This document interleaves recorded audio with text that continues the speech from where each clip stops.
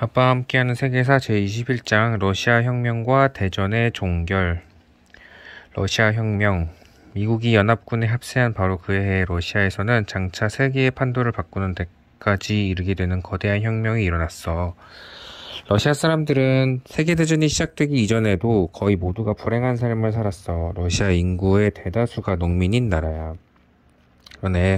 그런데 농민의 삶이 참으로 고단하기 짝이 없었어. 농민이 농사를 짓는 토지는 농민 소유가 아니었고, 러시아의 귀족은 마음껏 권력을 휘두르며 농민을 부려먹었어.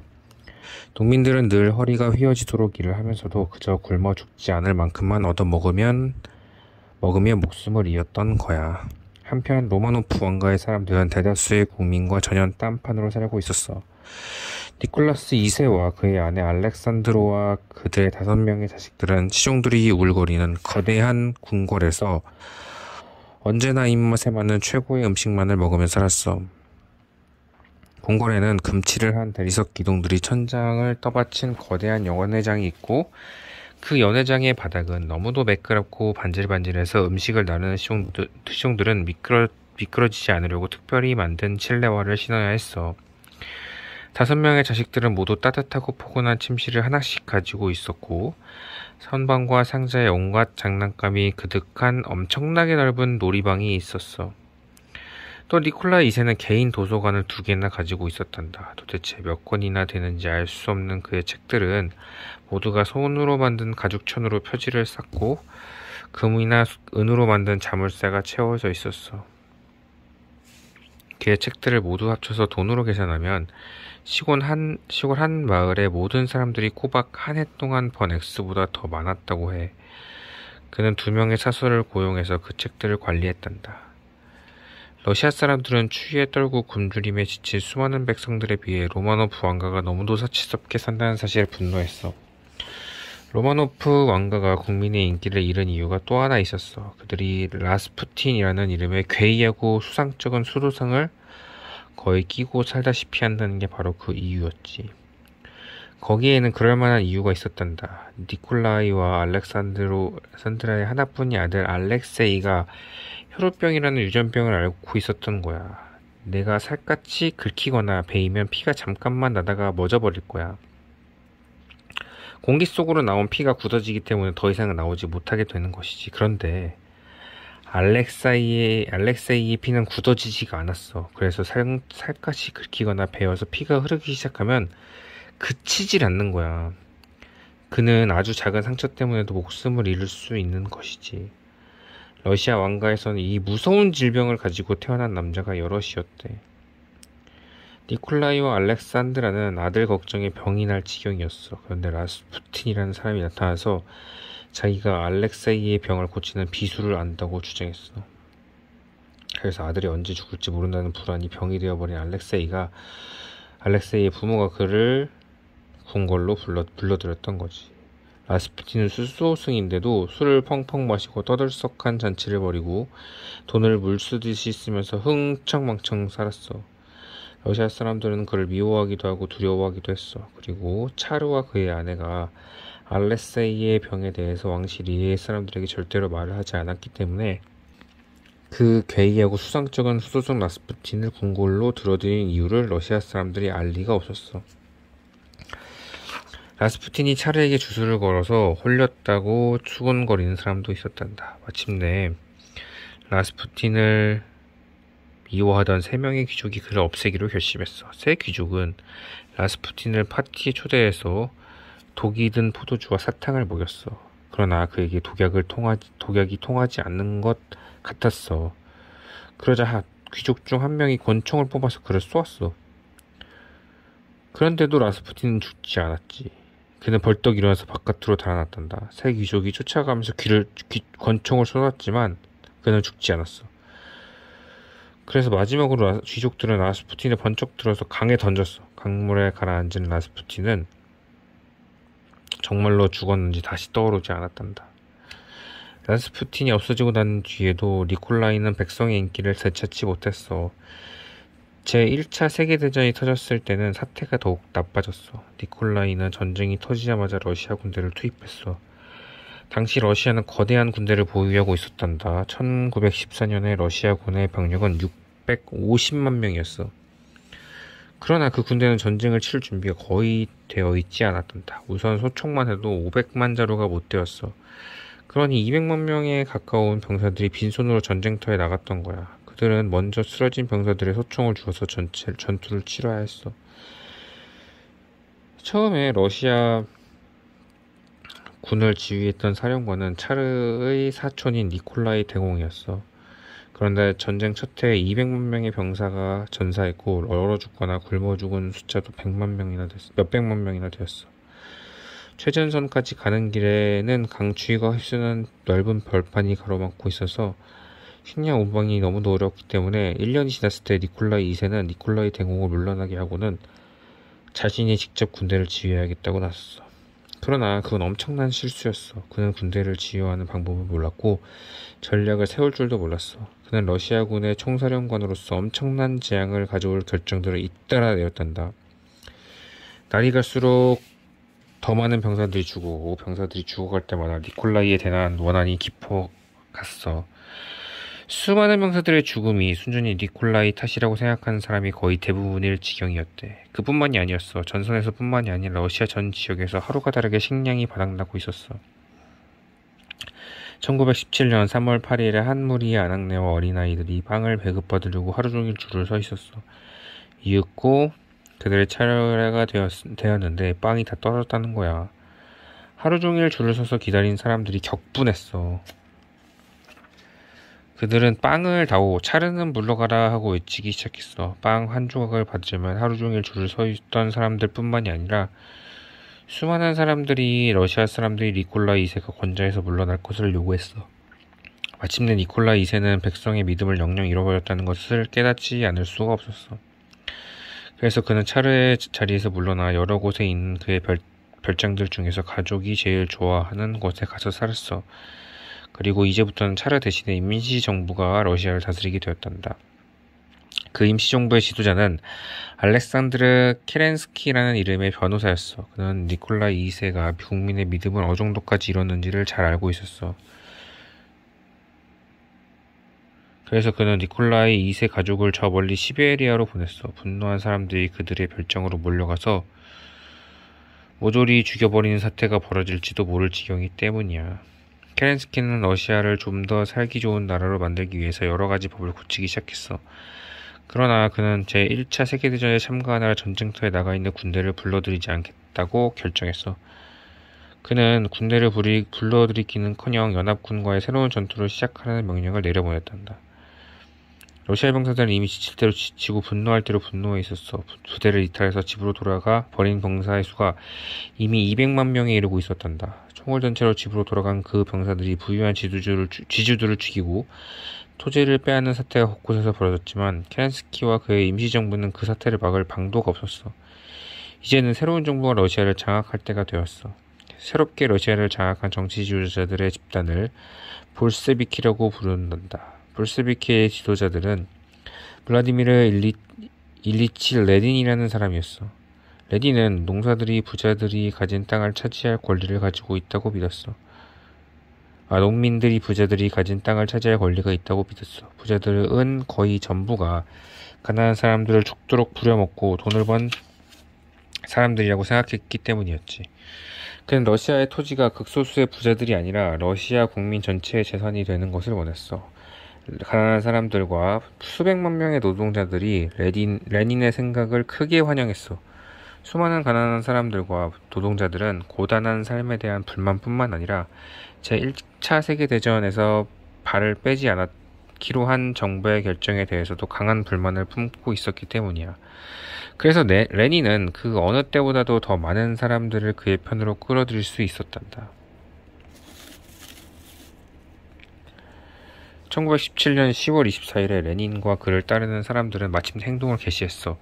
2,500만 명 이상의 분노한 농민들과 노동자들과 병사들이 러시아 정부 건물이 있는 상트페테르부르크로 몰려갔어. 노동자들이 거울 공전으로 쏟아져 들어가서 정부의 사무실을 점령했어. 케렌스키의 추종자들을 체포했고 케렌스키는 재빨리 도망쳤어. 이 10월 혁명으로 레닌과 볼셰비키가 권력을 잡았어. 레닌은 볼셰비키 당을 공산당으로 이름을 바꾸자고 제의했어. 공산당이란 공동의 이익을 위해서 일하는 당이라는 뜻이야. 기독교가 거짓이고 엉터리라고 믿는 공산당 당원들은 기독교 성자들의 이름을 딴 러시아 여러 도시들의 이름을 바꾸었어. 그래서 상트페테르부르크는 페트로그라드가 되었단다. 레닌과 공산당 단원들은 즉시 독일과 평화조약을 체결해버렸어. 드디어 러시아가 전쟁에서 벗어난 것이야. 하지만 두 가지 문제가 남아있었어. 하나는 차르였던 니콜라이와 그의 일가가 아직 러시아에서 살고 있다는 것이었고, 다른 하나는 러시아 사람들이 아직도 가난을 면하지 못한다는 것이었어. 레닌은 차르의 문제를 먼저 해결했어. 그는 니콜라이 2세와 그 일가를 페트로그라드로부터 서쪽으로 아득히 멀리 떨어진 에카테린부르크 시의 어느 재택에 가두고 엄중히 감시하라고 명령했어. 그런 다음에 레닌은 그들 모두를 죽이라는 명령을 감시병들에게 보냈단다. 혹시라도 로마노프 일가 중 어느 누구가 다시 러시아의 통치권을 주장하고 나선 이를 미리 방치했던 것이지. 1918년 7월 16일 감시병들은 로마노프 일가에게 모두들 옷을 차려입고 지하실로 내려가라고 명령했어. 그들이 지하실에 모이자 12명의 병사들이 총을 쏘아서 모두를 죽였단다. 그리고 시체를 20km 떨어진 컴컴한 숲속에서 운반해서 묻었어. 1614년 이래 러시아를 통치했던 로마노프 왕조는 이제 단 한 명도 남지 않고 완전히 사라져버렸어. 그리고 레닌과 공산당이 러시아를 통치하게 되었어. 레닌은 러시아의 빈곤 문제를 전혀 새로운 방식으로 풀어보려고 했어. 토지를 부자들이 몽땅 차지하는 경우가 다시는 없도록 하기 위해서 전국의 거의 모든 토지들을 이제부터 정부의 소유가 될 것이라고 결정했어. 그리고 정부는 그 토지를 국민 모두에게 공평하게 사용할 것이라고 했어. 또 회사와 공장과 어떤 개인이 다른 개인을 고용해서 운영하는 게 아니라 국가가 소유하고 운영하게 되었어. 전기회사나 수도회사뿐만 아니라 병원, 학교, 채소가게, 서점, 심지어는 거리의 간이 음식점까지도 이 새로운 삶의 방식을 공산주의라고 해. 공산주의는 힘을 합친 극소수의 개인이 아니라 정부가 러시아 나라 살림을 도맡는 것을 확실하게 하기 위한 수단이었어. 하지만 그 정부 안에 있는 사람들은 누구지? 레닌과 그를 따르는 사람이잖아. 그런데 그들이 바로 힘을 가진 극소수의 개인이 아닐까? 제1차 세계대전의 종결. 러시아는 제1차 세계대전에서 발을 뺐어. 바로 그 무렵에 미국은 영국과 연합군 편에 가세했어. 미국 대통령 우드로 윌슨은 처음으로 미국이 세계대전에서 중립을 지켜야 한다고 믿었던 사람이야. 그러나 그는 생각을 바꾸었어. 이제 그는 미국이 독일과 싸워야 할 의무가 있다고 확신하고 있었어. 카이저가 통치하는 독일이 유럽을 장악하게 된다면 유럽의 민주주의 국가 사람들은 스스로의 손으로 지도자를 뽑을 권리를 잃게 될 것이기 때문이었어. 윌슨은 이 세계가 민주주의를 하기에 안전한 곳으로 남아있도록 하기 위해서 전쟁에 참전해야 한다고 선언했어. 미국 병사들이 연합군에 강세하기 위해서 유럽으로 건너갔어. 이 미국 병사들을 도우부이라고 불리는데 이 별명이 도대체 어디에서 유래되었는지는 아무도 모른다. 밀가루와 쌀가루를 버무려서 모닥불에 익혀 먹는 병사들의 음식에다가 빗댄 것인 듯 싶고 또 얼간이를 뜻한다는 도우헤드라는 옛말에서 온 것인 듯도 싶을 뿐이지. 그러나 도우부이는 미국 병사들에 대한 별명으로 쓰일 때에는 전혀 그들을 멸시하는 뜻이 아니야. 미국 사람들은 독일의 위협과 맞서 싸우는 영국과 프랑스를 도우러 유럽으로 건너간 그들의 병사를 아주 자랑스럽게 여겼단다. 그리고 영국에서 그랬던 것처럼 미국에서도 전쟁터로 떠난 남자들의 빈자리를 채우기 위해서 여자들이 나섰어. 해군과 해병대에 들어간 여자들도 있었단다. 여자들은 전투에 직접 참가하는 것은 허락되지 않았기 때문에 간호사, 서기, 전화교환원, 전기기사, 사진기사 등의 일을 했고 어뢰를 조립하기도 하고 위장 기술과 장비를 고안하기도 했어. 미국군은 전쟁에 뛰어든 지 넉 달 후에 동맹군과의 첫 전투에서 승리를 거두었어. 그리고 연합군은 5월과 6월, 7월의 전쟁의 흐름을 판가름하는 세 번의 중요한 전투에서 잇따라 승리했단다. 4년 동안의 지루한 전투에 지쳐있던 연합군의 미군이 가세하자 전쟁 상황은 동맹군이 불리하는 쪽으로 급격히 기울었어. 1913년 7월 11일 독일군이 마침내 항복을 선언했어. 독일 제2제국의 힘이 완전히 무너져버렸고 정전이 선포되었다는 기쁜 소식이 전선의 병사들에게 전해졌어. 제1차 세계대전 때 최전선에서 싸웠다는 토머스 고웬록이라는 미국 병사는 독일이 항복했다는 소식이 전선에 전해진 그 순간에 병사들의 반응을 다음과 같이 기록했단다. 1918년 11월 11일에 전 세계의 모든 곳에서 수많은 사람들이 환호성을 지르고 거리로 뛰쳐나가서 춤을 추고 샴페인을 마시고 만세를 불렀으리라. 그러나 전선에서는 환호성 같은 것은 없었다. 병사들은 아직도 저 언덕 뒤 어느 곳에서 적의 대포들이 그들을 노리고 있지 않은지, 그들의 목숨을 무더기로 앗아가려고 또 어디에서인가 적의 폭격기들이 날아오지 않는지를 살필 따름이었다. 그들은 숨소리조차 마음껏 내지 못했다. 그들은 불안하고 초조했다. 곧 터져버릴 것처럼 신경이 곤두선 채 치명적인 위험 앞에 목숨을 내놓은 채 오로지 전쟁과 적만을 생각하며 여러 달을 지내오다가 갑자기 그 모든 곳에서 풀려났을 때 그것은 고뇌였다. 신경이 완전히 쇠약해져 버린 병사들이 있었다. 좀 더 안정되어 있는 병사들은 이제는 곧 집으로 돌아가서 사랑하는 사람들을 품에 안게 되리라는 희망을 갖기 시작하기도 했다. 죽은 전우들의 무덤을 아무렇게나 만들어서 세운 작은 십자가 외에는 아무것도 생각하지 못하는 병사들도 있었다. 이제부터는 어떻게 될 것인가? 아무도 그 답을 모르더라도 상관하지 않았다. 그들의 마음은 평화가 안겨준 충격으로 완전히 마비되어 버렸다. 마침내 평화가 왔어. 그러나 1000만 명의 병사가 죽었고 또 1000만 명의 민간인이 죽은 다음의 평화일 뿐이었어. 프랑스와 영국과 독일에서는 형제나 남편이나 아버지를 잃지 않은 집은 거의 없었단다. 그러나 영국과 미국에서는 그 전쟁으로 인해서 한 가지 좋은 일이 일어나기도 했어. 역사상 처음으로 여성이 투표권을 가지게 되었다는 것이야. 영국과 미국의 여성들은 벌써 여러 해 전부터 투표권을 요구해왔어. 여성의 투표권을 요구하며 거리를 행진하고 공개 연설을 하고 시위하는 여자들을 여성 참정 언론자라고 했어.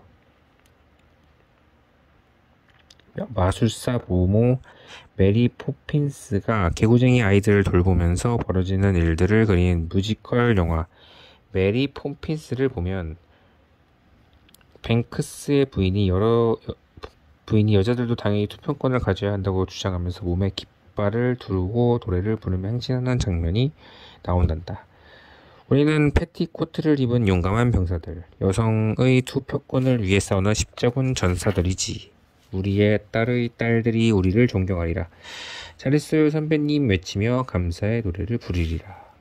제1차 세계대전이 끝난 후에도 여성에게는 투표권을 허용하는 것이 끝난 후에는 여성에게도 투표권을 허용하는 것이 지극히 당연한 일이 된 것 같았어. 남자들이 전쟁터에 나간 뒤에는 여자가 남자 일을 도맡아서 했고 그것을 남자 못하지 않게 훌륭히 해냈거든. 그런데 남자만 투표를 하고 여자는 그 권리를 가지게 못할 이유가 도대체 뭐지?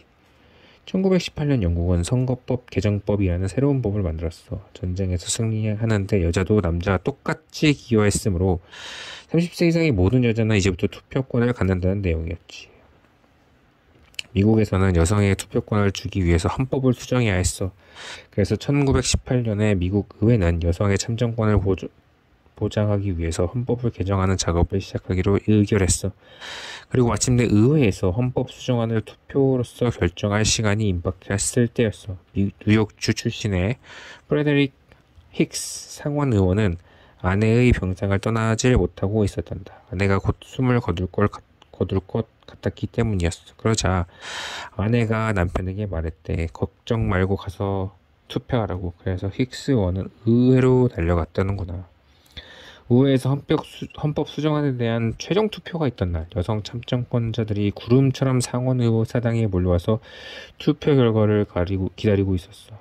이윽고 한 상원 의원이 자리에서 일어나서 수정안이 통과되었다고 발표하는 순간 귀가 터질 것 같은 함성과 갈채가 터졌다고 뉴욕 타임즈가 보도했단다. 이제 미국과 영국에서는 여성도 제1차 세계대전이 끝난 뒤에 세계의 모습을 결정하기 위한 여러 가지 법률을 정하는 과정에서 제각기 자신들의 의견을 표시할 수 있게 되는 것이야.